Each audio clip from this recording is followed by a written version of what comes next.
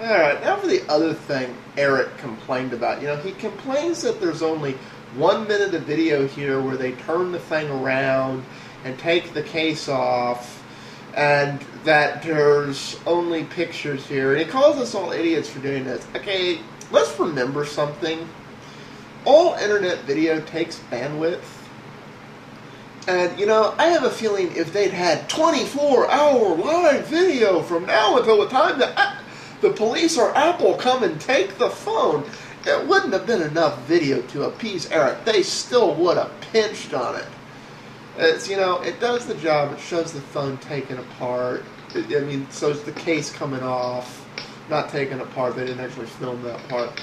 But, it's enough. It really is enough. It did the job, uses minimum bandwidth. Thousands, if not millions of people are going to come watch this video. They got to consider their bandwidth here.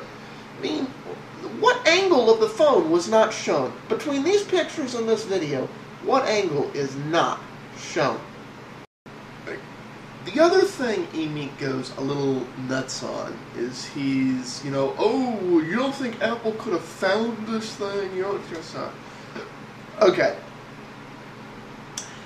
There's a couple of theories of it. Like, we all know this actually happened now. For crying out loud, the police have gone and raided members of the Gizmodo's people's house looking for this phone. There's hints that Steve has personally called members of the Gizmodo staff. Not the actual person, but indirectly. It's like, there's enough action from Apple here that, this is real. Apple wants the damn phone back. Emeek really must think people are stupid. Let me ask those of you who are techie people, if you're in the possession of stolen goods that, for all intents and purposes, has a GPS chip and other things, what's the very first thing you'd do with it? If it was me, I'd go to my Faraday tent and stick it in there. It's like, for those of you who don't know, they make these little tents. They're designed to be sold to corporate people who are really paranoid about having their things on. But they basically, through various levels of meshing and use of the Faraday cage effect, block every signal known to exist. GPS, phone, cell phone, bands,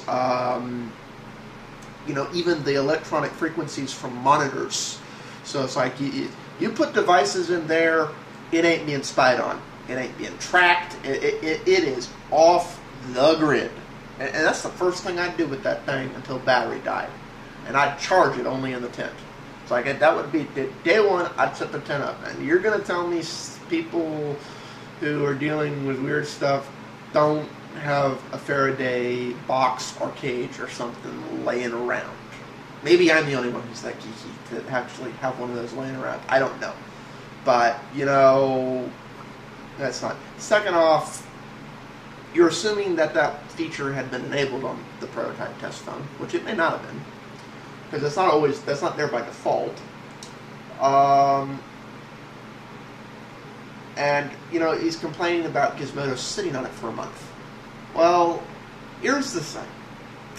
I would not publish on something like it. I'm speaking from just common sense. I'm in the possession of stolen goods. Do you, A, do every single thing you're going to do with it and hope they don't find you and find that you have it and track you down, and then publish your story? Or do you publish your story and go, more to come, we're going to tear it down, yada yada and so forth? Because, literally, the day it came out that this was going to go sign, action started being taken against Gizmodo. This hasn't devolved into a suit or criminal charges yet, but Gizmodo's going to have to give the thing back, now, or it's going to. So, yeah, I'd take a month to fuck with it, too. Anyways, and by the way, we'll talk on one thing here. You notice nobody's talking about the iPad anymore. For the most part, what are people talking about? The iPhone 4. So this is really fucked with Apple's whole marketing strategy. This is why I'm torn on whether or not Apple leaked this on purpose, or whether or not Gizmodo was just that smart. Because we know it's real at this point. It's a debate. Because on the one hand, they've hurt the iPad. On the other hand, they have torpedoed some Android devices that are coming out. Because there are a lot of Android devices that came out, just now, that would have been getting news coverage that aren't at all. It's like they just kind of completely slipped under the radar. Nobody's even noticed they've been launched. So, you know, that gives real kudos to this could have been a leaked story. Is Apple's phone. It was leaked on purpose, and if it was leaked on purpose, it was to judge public opinion on this new rounded HTC look phone. Okay? Maybe they wanted to get the public opinion so they can change it. But that's not how Apple works, and I don't think here all of a sudden a month before their device debuts that they would all of a sudden change up their strategy that's worked so well for them over the past 10 years. They wouldn't just do that with a month to go. Okay, yeah, I don't think this isn't about public opinion. If this story was leaked, it was leaked to shift news away from competitors' products, because there were competitors' products coming out right now. However, you know, I have really mixed feelings on that, because this will hurt iPad sales, and this will hurt iPhone sales. So, you know, if Apple leaked this, that's pretty vindictive to try and attack Android just to sign. And I don't think, and it might be to test this new design, if this is the new design. I'm not 100% sure this is actually a new design. If Apple is abandoning their standard form over function policy and actually designing the iPhone to be practical, and, you know, kind of like, you know, like he says, like an HTC look and feelish, because that's what it reminds me of. It reminds me of a lot of an HTC device.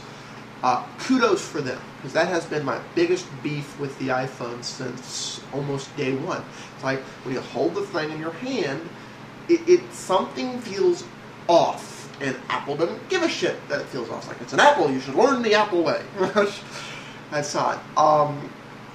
What I think's more likely, but I hope I'm wrong, I hope they have abandoned their, and actually started to embrace a little bit of function over form, like HTC does, this is probably a generic prototype case, because this is a prototype. It's a month or so before it comes out, and Gizmodo had it another month outside.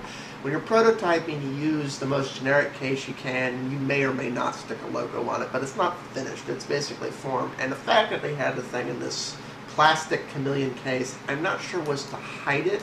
I think it was, this is what the final case shape's going to be very close to. And this is how we're, you know, making sure it feels right, how we think it should feel. So, you know, that could go either way there. If this might be a prototype case, it might be Apple really has finally got it through their head that one of the reasons people are buying other devices is because they don't like the feel of the iPhone in their hand. And I actually want to hear on this. Like, does some of y'all, it's like, when you hold an iPhone, does the weight, does the fact its shape, it's like something just feels off there to me. It's like, I know there's people who love it, but, you know, even people who are Apple fans, I asked about that, and they go, yeah, and this would be Apple addressing that if this is the final case spec and not a prototype case. I'm sure the runs are in production, but the runs that are in production, are they using the shape of that plastic casing, or are they using the shape of this generic non-as custom case? Because this honestly does, like I say, look a lot like an HTC case. It looks like a case that you could have just generically got and stamped your brand on. So, yeah, especially with the screws and other stuff. So, yeah, it's out. Anyways, that's on that.